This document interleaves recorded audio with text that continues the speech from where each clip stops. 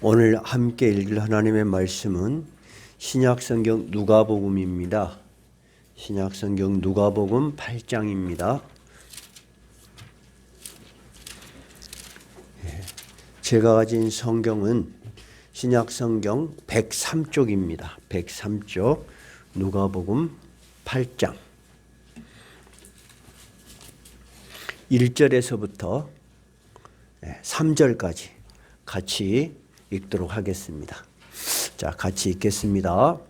그 후에 예수께서 각 성과 마을에 두루 다니시며 하나님의 나라를 선포하시며 그 복음을 전하실새 12제자가 함께하였고 또한 악귀를 쫓아내심과 병고침을 받은 어떤 여자들 곧 7 귀신이 나간 자 막달라인이라 하는 마리아와 헤롯의 청지기 구사의 아내 요한나와 수산나와 다른 여러 여자가 함께하여 자기들의 소유로 그들을 섬겼더라. 아멘. 주님께서 이 땅에 오셔서 하나님 나라의 복음을 전하시고 교회를 세우실 때 함께 수고한 사람들이 누굽니까? 라고 물어보면 여러분은 거침없이 망설임 없이 12제자 그렇게 이야기를 하십니다. 맞습니다. 근데 그 12제자는 성으로 보면 남성입니까? 여성입니까? 남성입니다. 그러니까 사람들은 12제자 그렇게만 이야기하고 여성의 이름을 말하는 분들은 거의 없습니다. 무시하거나 그런 것이 아니고 우리는 은연중에 예수님께서 이 나라를 하나님의 나라를 세우시고 교회를 세워갈 때 남자들이 하는 역할만 많이 들었던 거예요. 그러죠? 그런데 오늘 우리는 성경 본문을 통해서 예수님께서 이 여자분들을 얼마나 중히 여기시고 여자들에게 귀중한 역할을 맡기셨는지 살펴보려고 합니다. 누가복음 8장 1절에 보니까 이렇게 돼 있지요. 그 후에 예수께서 이렇게 시작해서 어떤 시간 기준점을 하나 이야기를 했어요. 그 후에란 말이 뭔 말일까요? 누가복음 8장 이전에 일어난 어떤 많은 일들을 이야기하겠죠. 그러면 8장 이전에 일어난 일들은 여러분이 잘 아시는 것들이에요. 예수님께서 하나님의 말씀을 새로운 시각에서 그들이 가지고 있던 율법보다 더 깊은 하나님의 말씀을 전하셨어요. 두 번째, 이것이 하나님의 말씀인 것. 그리고 예수님 자신이 하나님으로부터 온 하나님의 아들이심을 드러내 보이기 위해서 많은 능력을 베푸셨어요. 그 당시에는 전혀 고칠 수 없고 저주받은 병이라고 생각했던 문둥병자를 고치신 이야기도 있고요. 그 다음에 영적인 일, 귀신을 쫓아내는 일을 행하는 세세한 장면이 나옵니다. 그런데 누가복음 8장은 그 앞에 부분을 다 요약해서 뭐라고 하셨냐면 그 후에 예수께서 각 성과 마을에 두루 다니시며 어떻게 했나요? 하나님의 나라를 선포하시며 그 복음을 전하실새 이렇게 예수님 하신 일을 두 가지로 요약하셨어요. 하나님 나라를 선포하시며 거기에 해당하는 복음을 전하실새 하고 그 이후에 그 거룩한 일을 하시는 그 일에 함께 참여했던 사람들을 소개하고 있습니다. 첫째 누가 있습니까? 12제자가 함께 하였고 여기까지는 12제자 맞네요. 그 다음에 아주 2절이나 긴 내용으로 여자들이 어떤 일을 했는가 기록하고 있습니다. 2절 읽어봐 할까요? 또한 악귀를 쫓아내신과 병고침을 받은 어떤 여자들 곧 7 귀신이 나간 자 막달리아인이라 하는 마리아. 우리가 흔히 막달리아 마리아 그렇게 해요. 그러면 막달리아는 성이나 이름이 아니고 지역을 말해요. 우리를 말하자면 화양면에서 왔대 그런 거예요. 막달라 이거 이방입니다. 갈릴리 서쪽에 그 변방 밖에 이방 지역에 있는 여자 막달라 지역의 마리아와 그 다음에 또 누가? 헤롯의 청지기 구사의 아내 요한나 정확하게도 적어줬죠.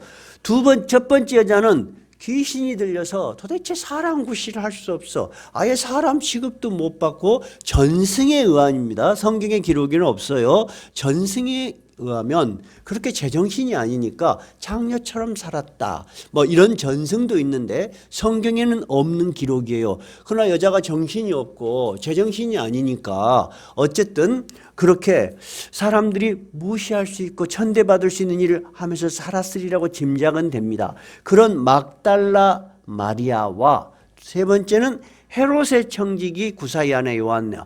자, 헤롯 왕의 살림을 맡았던, 그러니까 제법 높은, 지금으로 말하자면 공무원이에요. 어떤 관료의 아내 요한나도 있었고 또 수산나와 그 다음에 다른 여러 여자가 함께하여 자기들의 소유로 그들을 섬기더라. 그러면 예수님이 무슨 일을 하실 때 여러분 아무것도 먹지도 않고 하나님의 아들이시니까 제자들도 아무 데서나 잠자고 전혀 일상의 생활에 아무 지장도 없이 살았을까요? 아니에요. 분명 여기 기록이 돼 있어요. 그 여자들이 자기들의 돈으로, 그런 말이에요. 자기들의 물질로, 그들의 헌신과 봉사로, 그런 말이에요. 그들을 섬겼다. 그러니까 여러분, 예수님이 오늘 이 본문에서 말씀하시는 신앙의 태도는 이런 거예요. 우리가 신앙이라고 하면 어떻게 이해를 해요? 아주 고고하고 아주 이 세상하고는 관계도 없는 그런 세속적이지 않은 그런 일만 우리는 신앙이라고 이해를 해요. 근데 전혀 당시에도 예수님 자신도 예수님의 제자들도 누군가의 도움을 받고 살았다는 거예요. 첫째, 물질적인 도움을 받았다는 거예요. 그리고 그들의 봉사를 받았다는 거예요. 근데 특이하게 성경은 이 여자들이 자기들의 소유로 이것을 섬겼다 이렇게 명확히 기록이 되어 있어요. 그럼 여러분 우리도 이 지상에서 예수님과 그의 제자들로부터 시작한 하나님께서 세우신 이 교회를 위해서 살아와요. 그리고 이 속에서 살아와요. 2020년 동안 우리가 어떻게 살았는지, 그리고 2021년 때는 어떻게 또 삶을 잘 살 것인지, 지혜로운 생각과 지혜로운 판단, 지혜로운 계획이 필요할까요? 안 할까요? 필요하겠죠? 그래서 여러분, 신앙은 우리의 삶과 무관한 것이 아닙니다. 제가 혹시 제 설교와 저의 목회 철학이 다른 점이 있다면 저는 굉장히 삶을 존중합니다. 삶이 없는 신앙이라는 것은 굉장히 고고한 것 같아도 굉장히 나약하기 쉽습니다. 근데 신앙이 삶 속에 깊이 들어오면은 그 삶의 모든 부분에 의미가 있어집니다. 그리고 힘이 있어집니다. 그리고 그 신앙이 굉장히 헌신적인 신앙이 됩니다. 지금 무슨 말이냐? 나약하지 않은 신앙이 된다 그 말입니다. 그래서 우리가 교회에서 예배만 드리는 거 그것만이 예배가 아니에요. 오늘 우리가 1년 2020년 어떻게 살아왔는지 2021년 어떻게 살 것인지 면밀히 서로 상의하고 검토하고 이해하고 협조하는 거, 이것도 굉장히 소중한 교회의 일 중에 하나인 것입니다. 그래서 오늘 공동의회를 할 때 여러분이 아주 예배를 드리는 마음으로 참여해 주시기 바라요. 자, 그런 의미가 오늘 본문에 하나가 있어요. 그리고 오늘 제가 이 메시지의 초점으로 삼고 싶은 초점은 뭐냐면 예수님께서는 남자들만 데리고 자기의 일을 하시지 않았다는 거예요. 의외로 많은 여자들의 도움이 있었다는 거예요. 구체적으로 제자들의 이름을 거명하듯이 그 일에 수고했던 여자들의 이름이 거명되어 있다는 거예요. 그러죠? 그러니까 여러분이 현실적으로 교회를 보니까 교회에서 많은 역할을 하는 사람들이 남자 같은가요? 여자 같은가요? 어쨌든가요? 맨날 장로님들 나와서 기도하시고 장로님들이 많은 일들을 주도하시는 건 맞죠. 그런데 면밀히 살펴보면 보이지 않는 많은 일들을 누가 하세요? 여자분들이 하세요. 그래서 하나님은 주의 남종들뿐만 아니라 주의 여종들을 높이 들으셔서 귀하게 쓰셨고 역할을 주셨어요. 오늘 또 공동위에서 우리 교회에 이제 돌아가실 때까지 이 교회를 위해 헌신하고 봉사하실 귀한 역할을 맡을 권사님들을 피택할 거예요. 여러분, 이 일이 그냥 많은 일들 중에 하나가 아니에요. 성경에 그 이름이 하나하나 기록되어 있듯이 하나님의 나라에서 그 귀한 이름들이 기억되고 있는 거예요. 그럼 목사님 말씀이 정말 그러한가? 우리가 성경을 잘 살펴보시면 좋겠습니다. 오늘 8장 3절 이하에 보니까 이 여자분들은 예수님이 말씀을 전하고 놀라운 능력을 행하고 그럴 때 따라다니는 구경꾼이었습니까? 아니면 예수님을 따라다니는 구경꾼을 넘어서 그 일에 참여하고 동역한 사람들이었습니까? 참여하고 동역한 사람들이었어요. 그걸 우리가 어떻게 아냐? 3절 위에 보니까 여러 여자가 함께하여 자기들의 소유로 그들을 섬기더라. 그냥 말은 좀 어렵게 돼 있죠. 지금의 말로 하자면 뭐예요? 자기들의 소유가 뭐예요? 자기들의 돈으로, 물질로, 자기들의 헌신으로, 자기들의 몸으로, 자기들의 시간을 내어 그들을 섬겼다는 것입니다. 그럼 지금 우리 기준으로 보면 뭐 그것이 대단한 일이야? 라고 생각할 수 있어요. 그런데 그렇지 않아요, 여러분.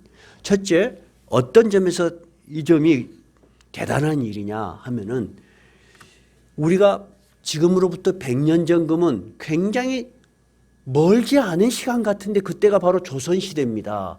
조선시대에는 여러분 남존여비 사상이 있었어 없었어? 있었어. 그래서 아주 명문가 집안에서도 딸을 아예 학문을 안 시킨 집안이 많았어요. 대감집 같은 데서도 여자들을 학문을 안 시켰다니까. 무시해서 그런 게 아니고 여자는 글을 배우면 안 돼. 그렇다니까. 왜? 그 당시 우리가 흔히 하는 속담이 뭐예요? 먼 닭이 울면 암탉이 울면 집안 망한다고. 근데 요즘 어때? 암탉이 날아다녀야지 집안이 잘 돼. 완전히 시대가 바뀐 거지.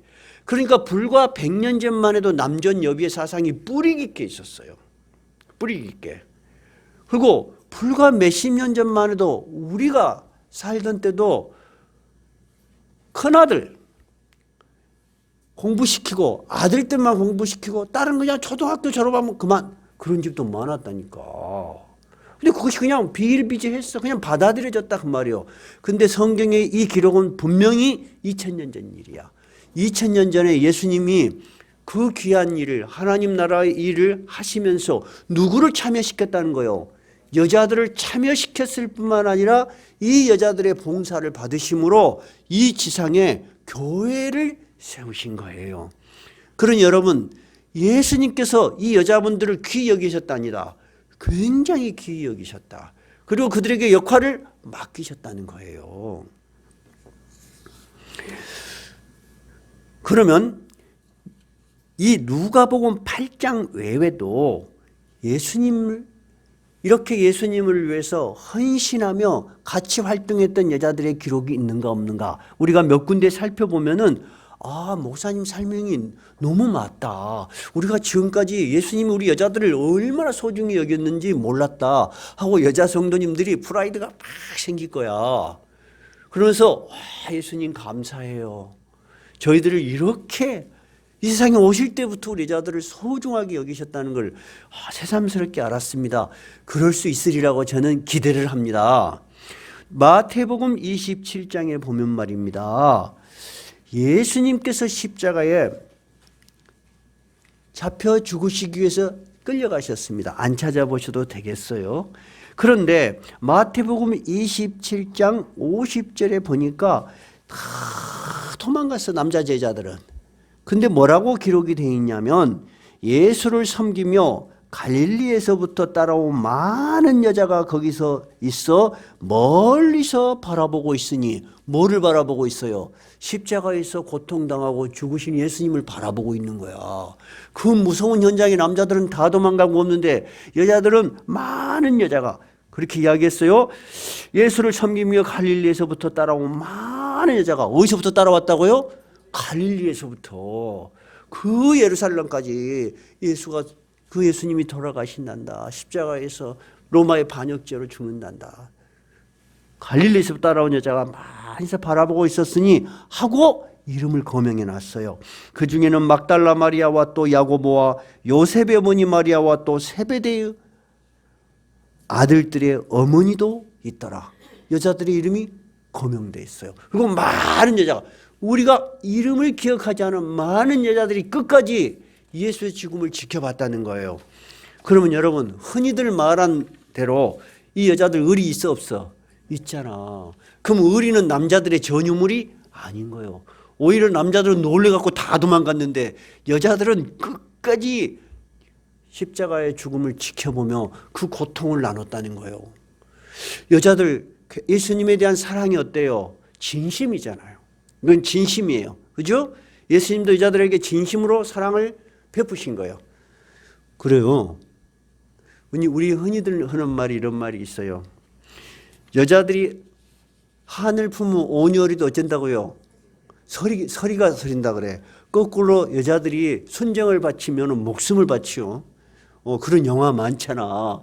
그러니까 예수님이 여자들에게 베푸신 것을 여자들은 잊지 않고 예수님이 죽는 이 위험한 순간에까지 찾아와서 다 지켜봤다는 것입니다.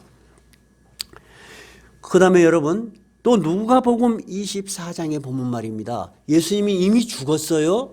그리고 로마의 반역죄로 죽어서 묻혔어요. 그런데 내가 예수 믿는 여자입니다. 내가 평소 예수를 따라다닌 그런 여자입니다. 라고 자기 신분을 밝히는 것이 유리할까요? 굉장히 위험할까요? 굉장히 위험한 일이에요. 근데 이미 죽었으니까 그런 짓 안 해도 돼요. 그런 일 안 해도 돼요. 근데 이 예수님을 찾아가서 죽어버린 시신에 향품을 발라줘야 되겠다 하고 죽어버렸음에도 불구하고 가서 예수님의 몸에 향품을 발려주고 로마 군병들이 지키고 있는 걸 알면서 무덤에 찾아간 사람들이 누굽니까? 바로 이 여자분들입니다. 누가복음 24장에 있는 말씀이에요. 안식 후 첫날 새벽에 이 여자들이 그 준비한 향품을 가지고 무덤에 가서 돌이 무덤에서 굴려 옮겨진 것을 보고 들어가니 주 예수의 시체가 보이지 아니하더라. 여자들은 죽음 이후에도 그 예수님에 대한 애도와 슬픔을 그냥 마음으로만 간직하지 않고 어떻게? 위험을 무릅쓰고 무덤까지 찾아갔다니까. 이 여자들 대담한 여자들이요, 대담하지 않은 여자들이요? 대담한 여자들이요. 진짜 대담한 사람들이요. 그러면 예수님이 부활하셨어요. 부활하셔서 제일 먼저 이 기쁜 모습, 이 놀라운 장면을 보여준 사람이 남자예요, 여자예요? 여자요. 그게 누구요? 막달라 마리아. 오늘 성경에 나와 있는 막달라. 7 귀신이 들려서 한때는 사람 구실을 하지 못했는데 귀신을 쫓아내서 자기를 온전한 사람 만들고 나의 삶의 새로운 소망과 의미를 부여한 예수님을 끝까지 따라다닌 이 마리아가 예수님을 제일 먼저 만났어.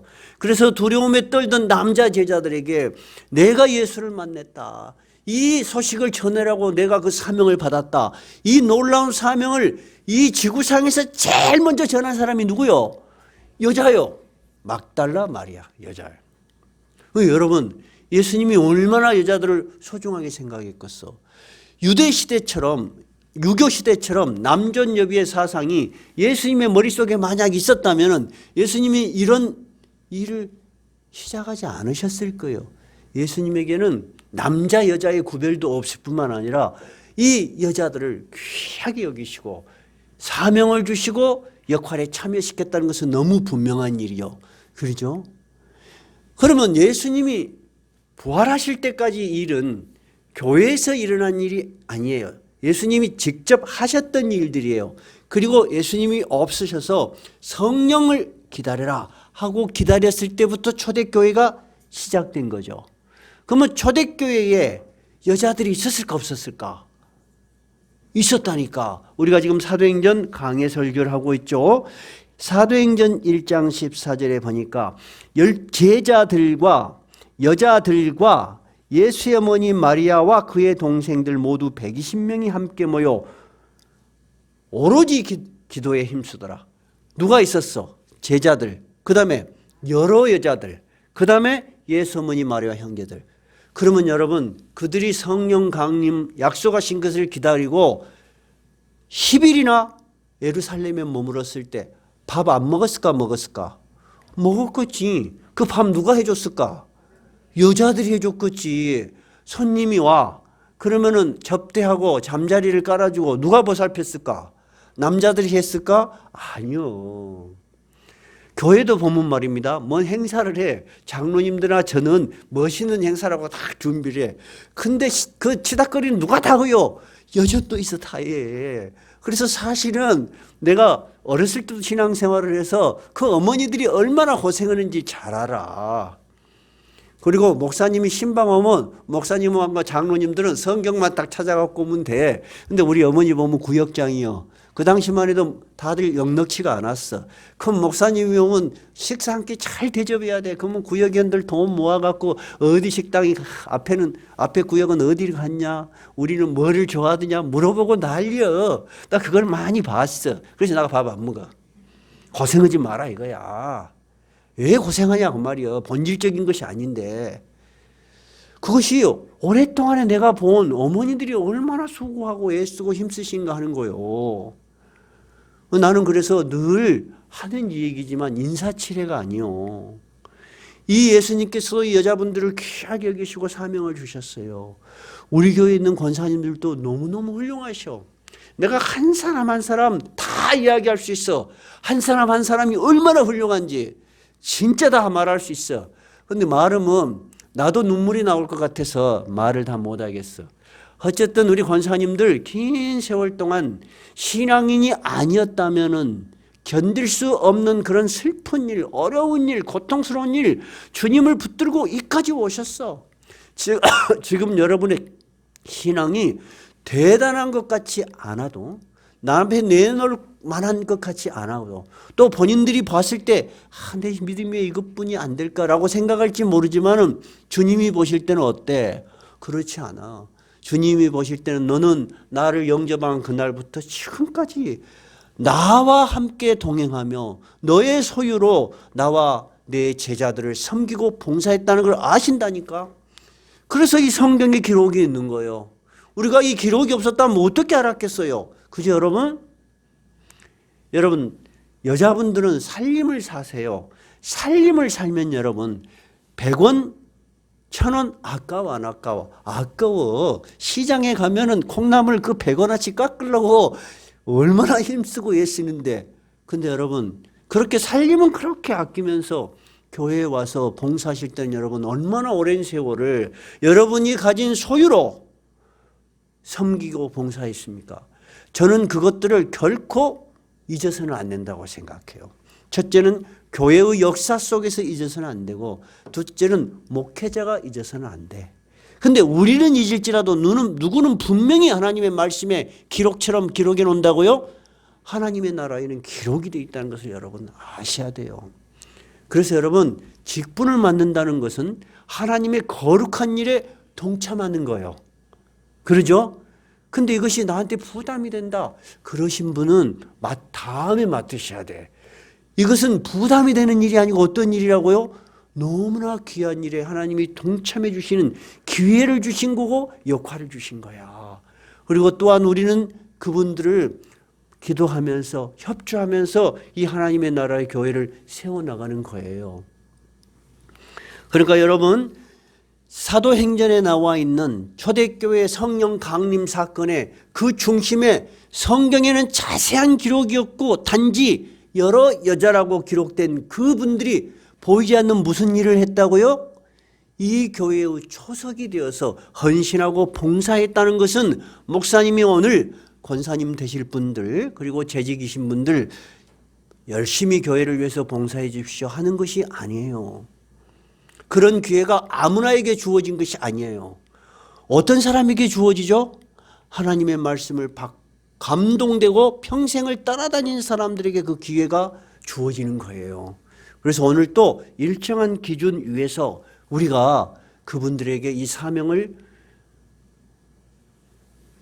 드리는 것이고 또 이 사명의 근원은 주님께서 이 교회를 시작하실 때부터 하신 일이세요.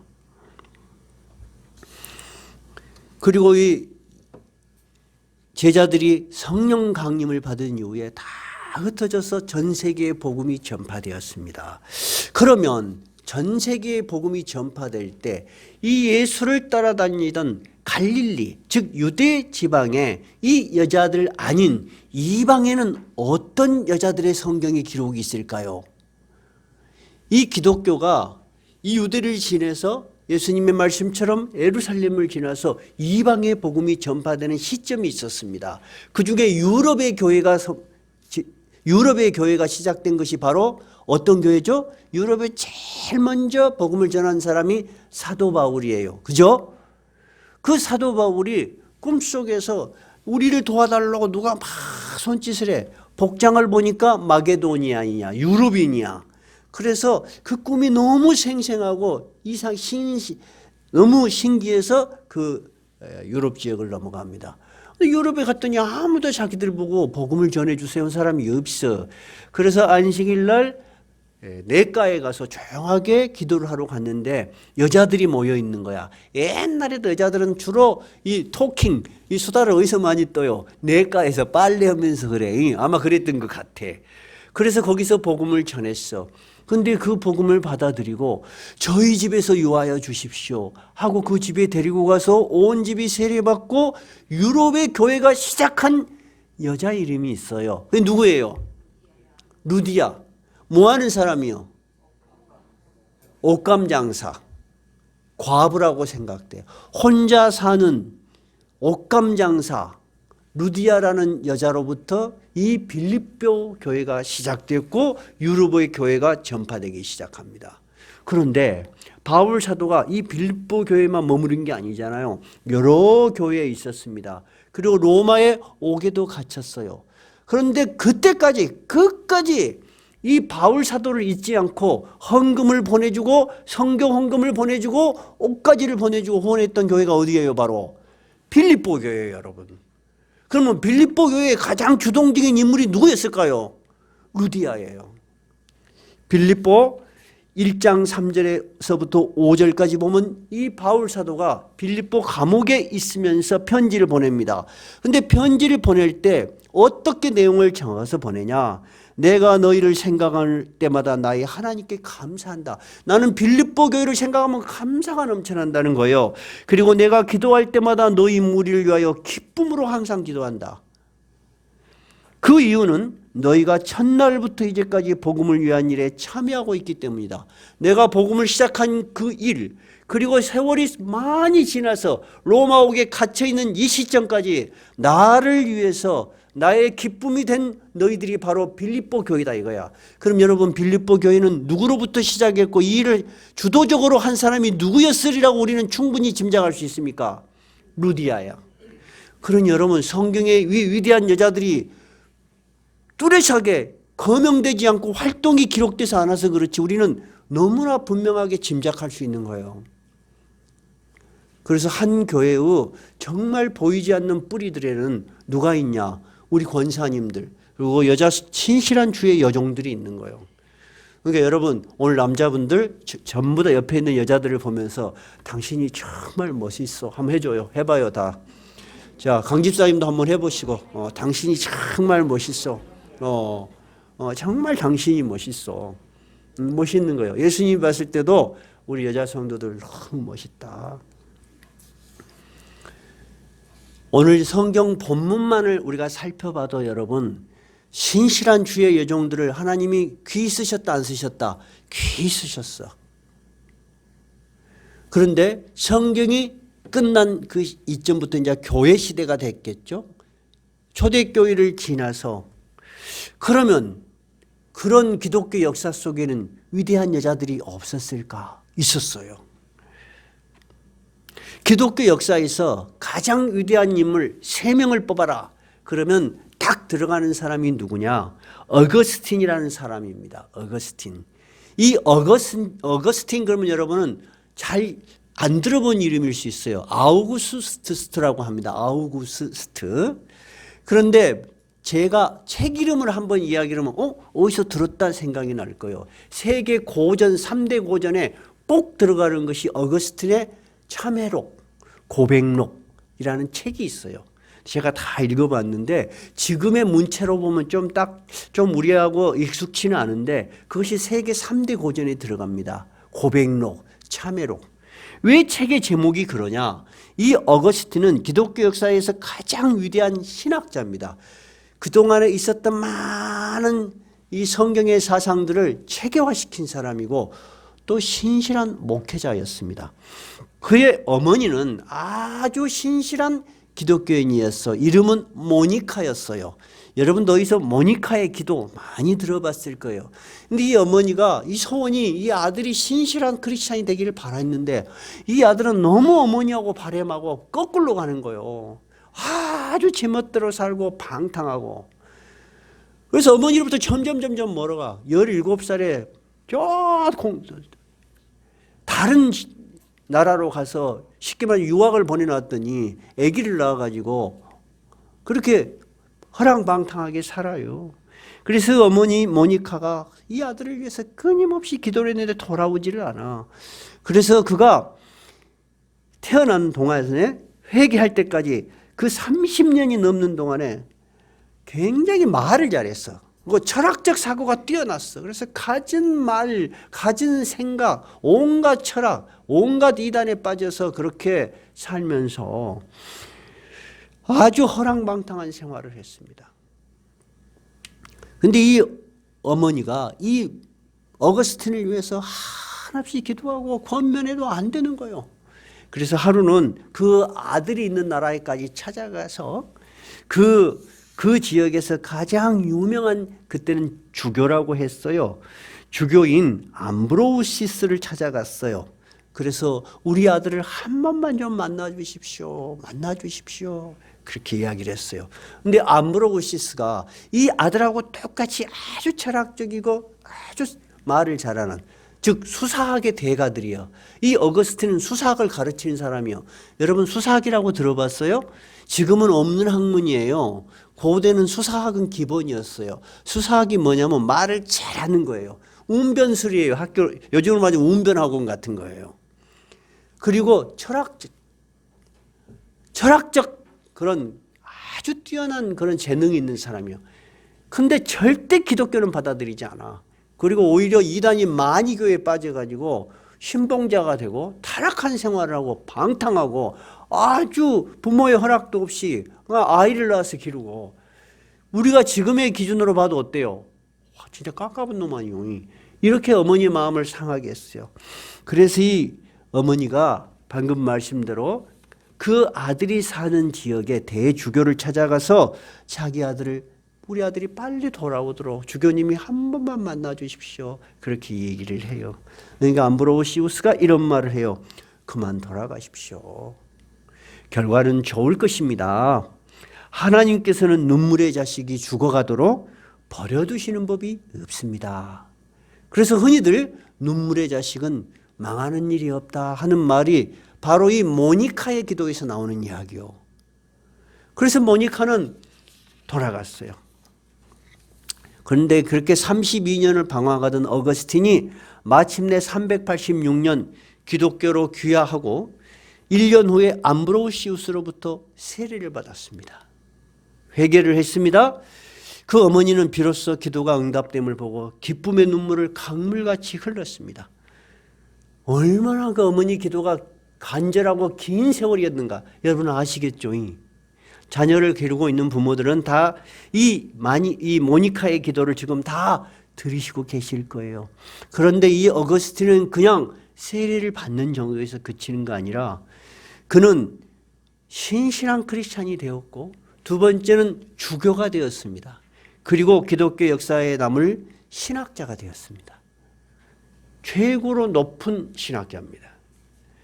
근데 그가 써놓은 고백록에는 어떤 내용들이 있냐면 내가 얼마나 방탕하고 타락했는가, 내가 어떻게 회개하고 구원을 받았는가, 그 모든 구원의 과정에 누가 있었는가를 기록해 놨어요. 어거스틴은 그의 고백록에서 자기 어머니 모니카를 일컬어 눈물로 기다리는 분이라 자기 어머니를 그렇게 소개했습니다. 그러면서 이런 글을 써놨어요. 하나님이여, 제가 아버지의 아들이 되었다면, 즉 이제 주의 백성으로 주의 자녀가 되었다면, 이 은혜가 저에게 주어졌다면 하는 말이죠.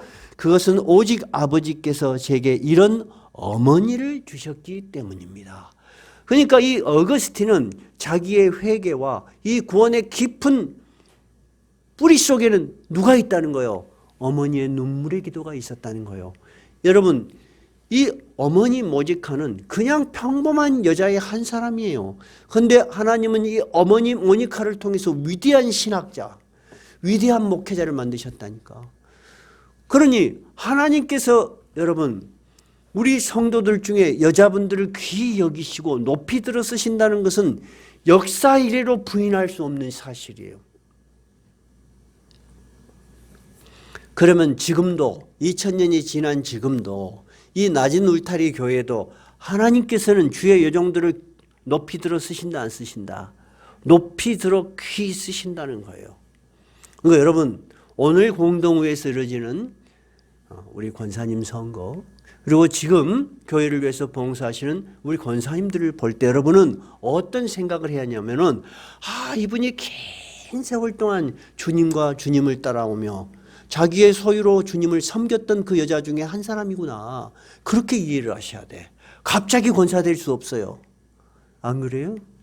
오늘 또 우리 당회가 면밀히 심사해서 추천한 분들도 평균 25년 이상을 특정한 교회에서 특정한 직책을 가지고 봉사했던 분들이에요. 전부 물어보니까 27살, 28살부터 지금까지 봉사하신 분들이에요. 여러분 귀해요 안 귀해요? 귀한 거예요. 귀한 거예요. 오늘 우리가 이런 일들을 하지만 또 이것을 오늘 이 설교를 방송으로 듣는 우리 성도들도 교회 일이라는 것은 그렇게 신실한 마음으로 정말로 섬기는 마음으로 봉사하며 살아야 되겠구나 하는 깊은 영성이 함께하기를 진심으로 바랍니다. 그래서 우리 교회에 있는 주의 여종들이 가정에서는 눈물의 기도를 했던 모니카처럼 자녀들을 위해서 기도하여 위대한 자녀들로 바꾸는 놀라운 어머니가 되시기를 바랍니다. 교회에서는 주의 성도들을 돌보셔서 하나님의 생명의 책에 기록되는 아주 위대한 종들로 기록되기를 바랍니다. 그런 축복이 우리 교회와 그리고 여러 직분자들 그리고 지금까지 교회를 지키신 직분자들 모두에게 충만하시기 바랍니다. 찬송가 595장입니다.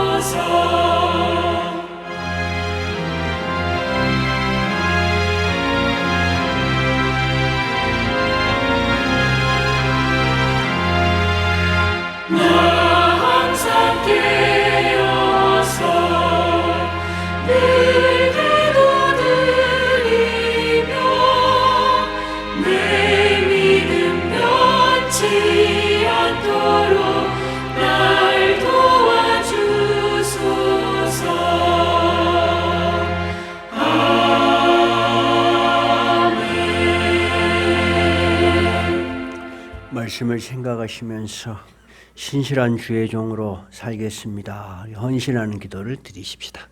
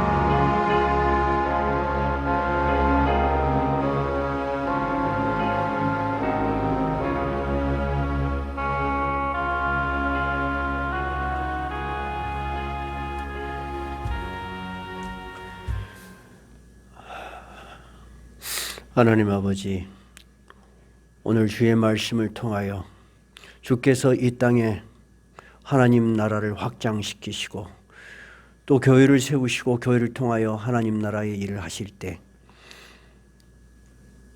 주의 제자들뿐만 아니라 신실한 주의 종들을 통하여 이 일에 함께 하시고 또 그분들을 높이 들어서 귀한 사명을 맡기신 것을 보았습니다. 하나님, 우리에게 주어진 이 일들이 이렇게 시대를 앞서서 본질적으로 우리 여자분들을 귀히 여기시고 높이 쓰시는 하나님의 경륜과 사랑을 생각할 때 다시 한번 감사를 드리지 아니할 수 없습니다. 오늘 저희들도 눈에 보이지 않지만 이 교회가 이곳에 이런 모습으로 있을 때까지 헌신하고 봉사하신 주의 여종들의 노고를 다시 생각하며 또한 귀한 여종들을 선출하여 이 귀한 직분을 맡길 때 성령님 함께하여 주시옵시고 그 마음에 참 하나님 나라를 위하여 이 귀한 일을 하매 하나님께 감사드리며 또한 헌신하며 살 수 있는 능력도 허락하여 주시옵소서. 아버지 하나님, 주의 말씀을 전했습니다. 말씀이 전해지는 그 심령마다 이 말씀이 아멘으로 받아들여지게 하여 주시옵시고 또한 우리 각자의 기도의 제목이 되고 또 힘이 되고 능력이 되게 하여 주시옵소서. 우리 주 예수 그리스도의 이름으로 기도하옵나이다. 아멘.